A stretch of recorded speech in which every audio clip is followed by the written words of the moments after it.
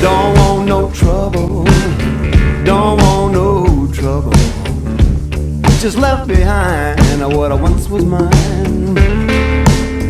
Don't want no trouble, don't want no trouble. Just left behind what once was mine.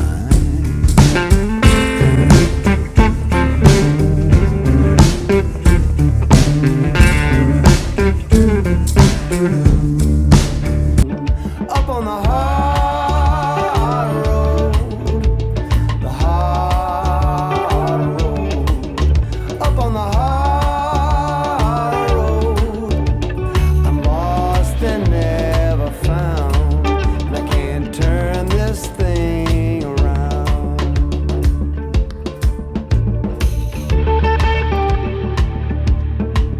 The wheels on fire and it's out of control. Highways and byways are taking their toll. Sweet hellos and sad goodbyes. Do I laugh or do I cry? Up on the hard road, the hard road. Up on the hard road, I'm lost and never found. I can't turn this thing around. I'm lost and never found. Heard that you had some difficulties with one of your amps today? Yeah, I had it's an old 1957 Princeton. Yeah. Tweed Princeton. And I mean, it's been pretty amazingly bulletproof. But I had a gig. One of my 3 gigs this year was down in Florida last weekend, and Really? some shit must have jostled in there, and so I decided to take it to the. Sorry, Florida does crazy shit to stuff. That's true. That's true. Oh, Seth. Well, listen, it's a pleasure to catch up with you. An incredible artist and musician from Greensboro, North Carolina, now based in Nashville. Just introducing you to my audience. Obviously, your last full album came out in 2019. Are You Open? This year, you've had some great singles as well, and you have a great, exciting book coming out, man. Your van is on fire. Yeah. The Miscellaneous Meanderings of a Musician on January 21st. So, super stoked to talk about all that. Yeah. It's been a definitely an interesting year. It's made us all improvise in ways we were not quite prepared for. But sometimes those kind of situations can spark something new in you that you didn't know existed, and that's been the case for me with the book. Yeah. Amazing. Yeah, I want to touch on that for a second. But Seth, I actually saw you a couple of weeks ago in Nashville, at City Winery. Okay, cool. You had a great set. Man, people were. You couldn't hear a drop. No one was sipping their wine or eating their cheese, man, because you were just you had them in the palm of their hands. And after the show, you actually walked off the stage. You walked right by Katie Pruitt. I was talking to Katie Pruitt. Okay. Yeah, I was talking to her, and you just turn around to her and you said, "I miss that shit so much." You you said something like that. Yeah, I know. I mean, how quickly.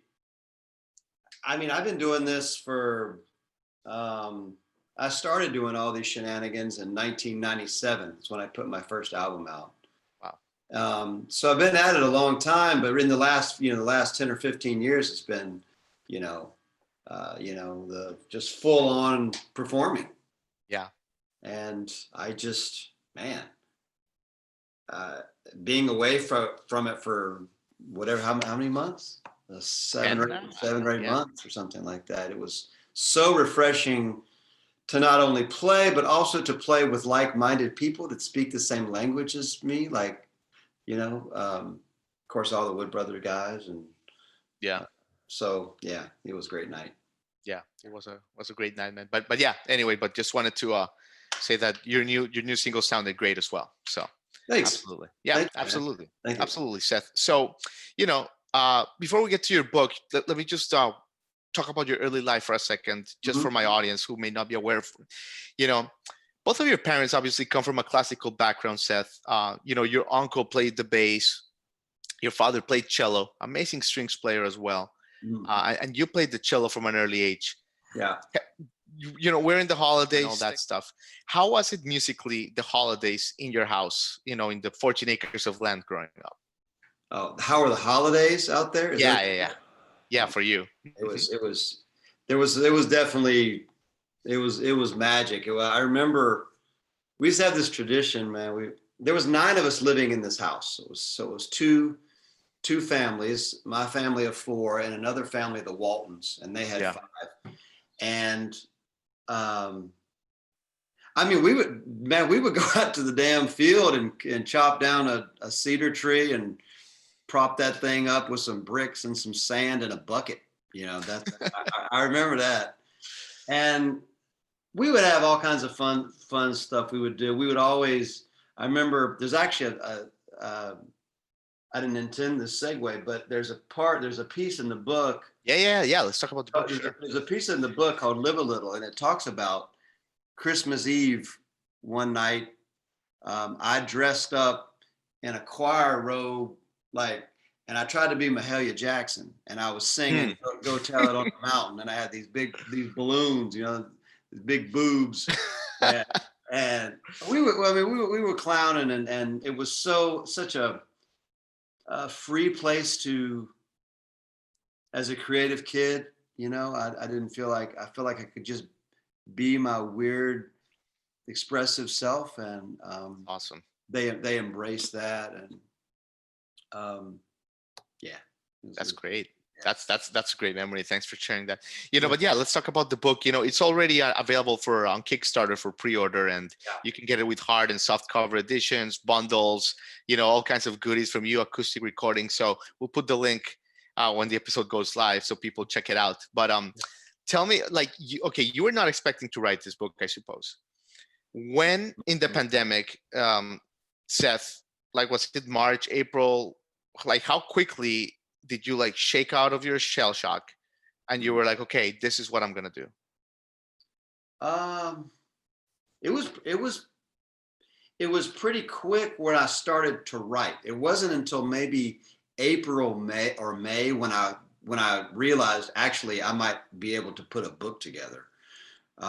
So first it was just therapy. I was just back there just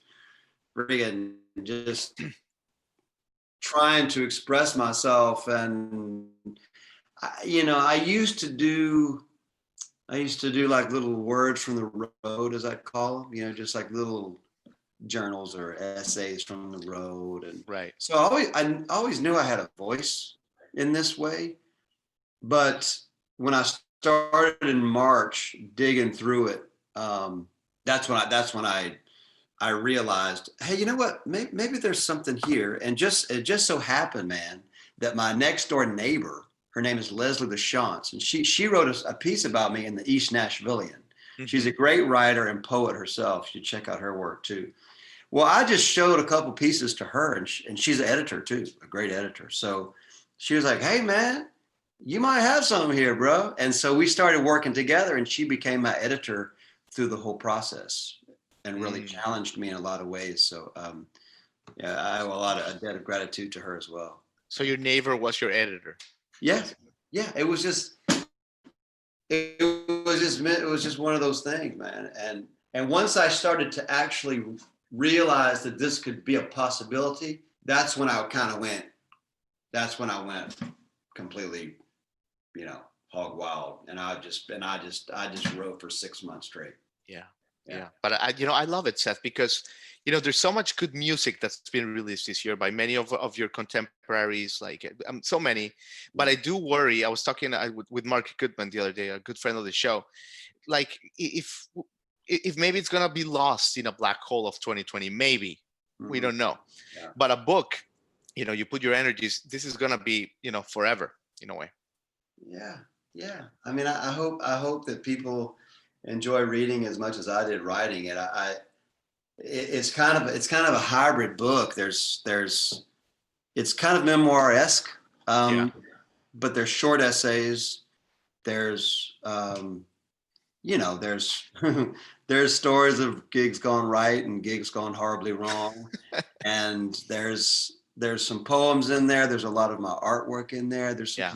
There's some more contemplative stuff where, you know, some sides of me that maybe my fans don't know about me. That's awesome, Seth. What did you learn about yourself as an artist that you didn't know? You know, like when you put stories in paper, you know, looking back, you Oh, know. man. Yes, I learned so much about myself through the process. I learned just opening up this Pandora's box. I wanted to learn as a writer, so I started studying all these poets and all these, and literature, and really learning, uh, what a beautiful art form it is. And I learned more about myself through than actually writing, which was a pleasant, a welcome surprise. It was like, yeah, there's some other layers in there. That's amazing. Can't wait to read it. Can't wait to read it, Seth. But yeah, absolutely. Let's talk a little bit about. Yeah, I wanted to ask you a little bit about some random musings from that came from research. Tell us a little bit in high school about this like hip hop phase that you had, because I think it's so interesting because you're such a great singer songwriter now, and you have your lane and you are so good at it, critically and fan respected. But it's great that you had this hip hop phase. I mean, let's see. This was probably around, I guess I was in middle school, man. It was when Run DMC came out with the it's like that, and that's the way it is. I don't remember the name of that album, but I don't know, man. I just love the rhythm of all that music, and I just I remember watching that movie Breaking with Turbo, Right. and I wanted to be Turbo so bad, dude. Oh, that's great. And I just, so that was some of the first Black music that I really heard growing up. I mean, I grew up playing classical music, and in the house we did have some like old, still like Texas country music that was great. I mean, Willie Nelson's like one of my biggest heroes. Right. And that's why you moved to Austin, I presume. That's part of why you moved to Austin. Yeah, partly in that and Stevie Ray Vaughan. Right. Once I discovered Stevie Ray Vaughan, but when I heard the rap music and the rhythm of that, it just I went bananas for it. I mean, I remember I could drive my grandfather crazy breakdancing in his living room. But and I think that rhythm has always, the groove has always been something that I've taken with me. When you go to Texas, it's all about the rhythm, man. It's all about how it swings. Yeah. And if it don't groove, it ain't nothing.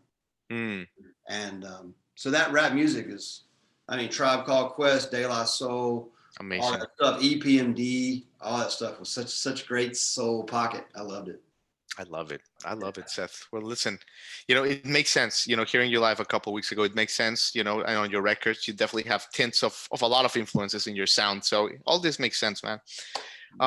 Is it true that you're gonna? It's all music. It's all music. It's just music. Yeah. Absolutely, Seth. Absolutely. So is the rumor true that you may play a little tingle for us, a little song? Little song? Okay, sure. Well, whatever you want, man. Yeah, I'll play you a song. That's great. So I'm doing a little, this is going to be along with the book when it comes out officially in January. I'm going to put like this little kind of acoustic, rootsy, solo kind of record together, some recordings. So this is a song that I'm just kind of getting going, but I'll try it out on you. Cool.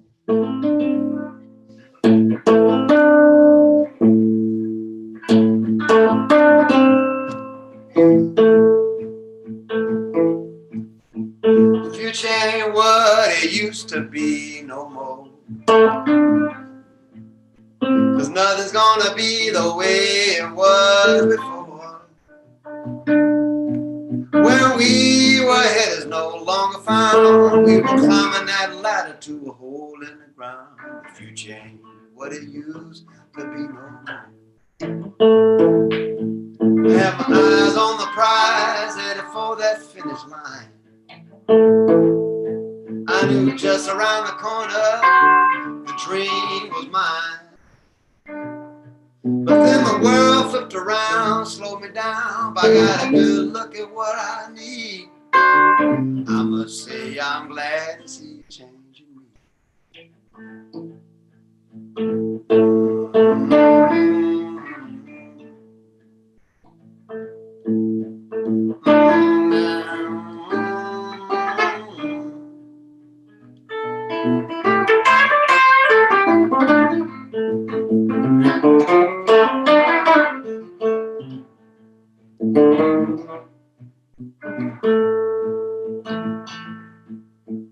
Eyes on the prize, headed for that finish line. I knew just around the corner the dream was mine. Oh, but then the world flipped around, slowed me down. But I got a good look at what I need. I must say I'm glad to see you change me. 'Cause if you change what it used to be no more, 'cause nothing's gonna be the way it was before. Oh, where we were headed is no longer found. We were climbing a ladder to a hole in the ground. If you change what it used to be no more.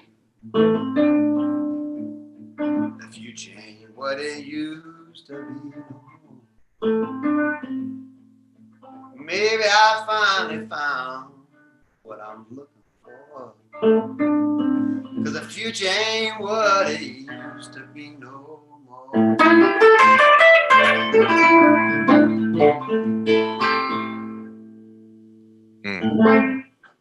Wow, Seth Walker, what a song, man! Thanks.